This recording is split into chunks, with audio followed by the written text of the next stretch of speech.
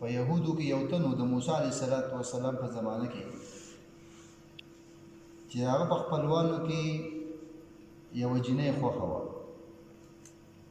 یې دا د تره لور وه یې د تره ښځه وه، او د ده تره ډېر زیات مالداره و. د ده څه بله لاره نه معلومېده، د حرص او لالچ وکړو نو ده خپل هغه تره ووژو د دې دپاره چې دا جینۍ هم ماده پاتې شي او دا مال هم ماده پاتې شي. بعضې خلک زموږ په معاشره کې داسې کوي، حرص او لالچ، او اردو کې وایي لالچ بوری بلا ہے، دا بده بلا ده. انسان چې لالچ کوي که نه، نبي علیه السلام فرمایي که چېرته د آدم د بچي دوه غرونه د سرو زرو شي نو دی به د درېیم تلاش کوي، په دنیا باندې څوک مړېږي نه. د لالچ وکړو، بیا یې داسې کار وکړو چې هغه خپل ترې راواغېستو او د یو بل کس ورپخې ته یې اړتاو. نو چې کله سهار شو خلک راجمع شوي وو، دی راغلې، شور یې جوړ کړو، واویله یې شروع کړه، منافقت یې شروع کړو چې وګوره زما تره چا وژلی دی او دا خو د دوی کور مخې ته پروت دی، نو دا به دوی وژلي. په دې کې موسی علیه السلام خبر شو، راغلی موسی علیه السلام ورته وایي چې څه معامله دا خبرې ورته وکړې په ژړاګانو باندې،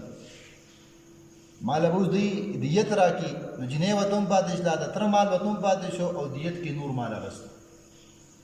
چې کوم کور والا خلک وو، موسی علیه السلام ورته وایي چې دا خو ښکاره خبره ده، ستاسو د ور مخې ته مړی پروت دی، دا مړی تاسو کړی دی، دیت راکوئ. نو هغوی ورته وایي چې ای موسی، دیت دومره لویه خبره نه ده، دیت به مونږ درکړو، خو دا په مونږ باندې تهمت دی، یو کار انسان نه کړي ته دوی تکلیف ورکړي، ته چې د هغې په هغه باندې تهمت لګوي. داسې کار وکړه، د الله رب العالمین نه سوال وکړه، ځکه دا کار مونږ کړی نه دی، پیسې مونږ درکړو او کار مونږ نه دی کړی، وژنه او قتل مونږ نه دی کړی.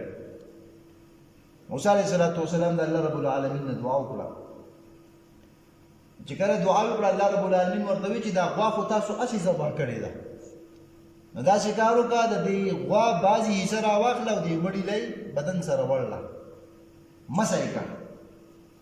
الله رب العالمین به دا مړی ژوندی کړي، زه به دې ژوندی کړم او دی به د خپل د قاتل نوم واخلي. دوه تفاسیر دلته کې دي، مونږ غوره ذکر کوو. د غوا هغه حصه یې راواخېسته، بعضې اندام چې هغه اړ شو او دې مړي له یې وړلو، هغې سره هغه مړی را ژوندی شو د دې رواره د تره، او هغه صرف دومره خبره وکړه چې زما قاتل زما د رواره دی، او بیا د هغې نه بس مړ شو.